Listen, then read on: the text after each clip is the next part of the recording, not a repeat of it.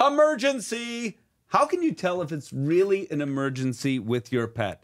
Supervising veterinarian at Chicago Veterinary Emergency and Specialty Center, Dr. Jerry Klein. That is the first question I have for you. How do you know if it's an emergency and to go to that practice or to your regular veterinarian? If it's not 3 in the morning, and even at 3 in the morning, how do you know that it requires a veterinary visit and you kind of can't do whatever it is yourself?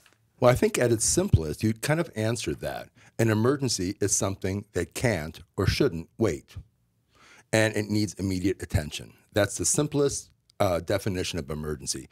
Now, what that encompasses, of course, is difficulty breathing, dehydration that's severe, bleeding, seizures, trauma.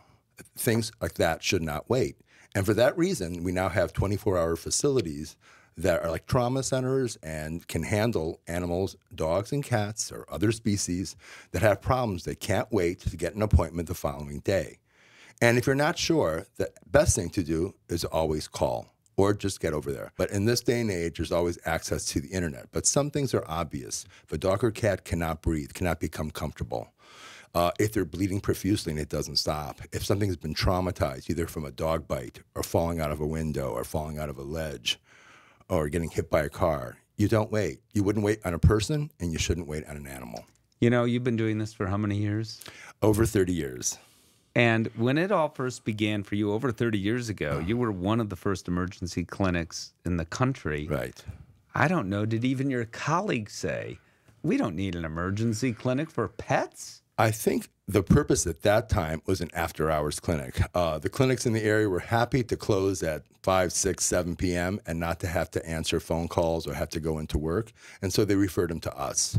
And that kind of morphed into a 24-hour facility. And within that aspect, other hospitals have around the country, and I think for a great reason, have come all through the country. So hopefully, in most parts of the country, there are usually emergency facilities available in all over the country and all over the world, I think, right now. Yeah. That's happening. It's slowly happening. And now there are specialty centers involved with those 24-hour care. Which means? Oncology, neurology, surgeons, internal medicine, cardiology, basically like a hospital. It is a hospital. I don't know that people know this, but the training now is similar to human physicians for emergency veterinarians, but also the equipment is identical. Well, what we do is we have, obviously, like all hospitals, human as well, triage.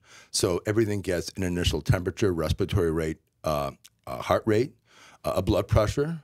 If they need an oxygen level, we can put them in oxygen cages. We check their blood counts. If they need blood, we have blood banks for blood transfusions. If they have seizures, seizures have to stop. We have CT scans and MRIs. We have neurologists available.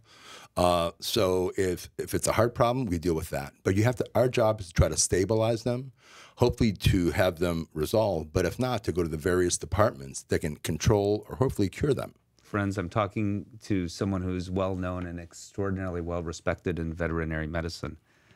How many lives do you think you've saved?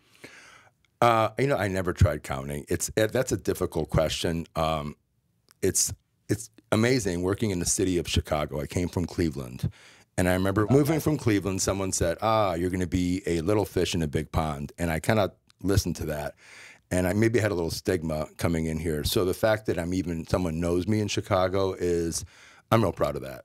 But you walk into a restaurant someplace and people say, "Oh, Dr. Klein," and you go, "How did it go?" But everyone has been really kind to me in the city. It's been a great city for me, and I've been pretty blessed.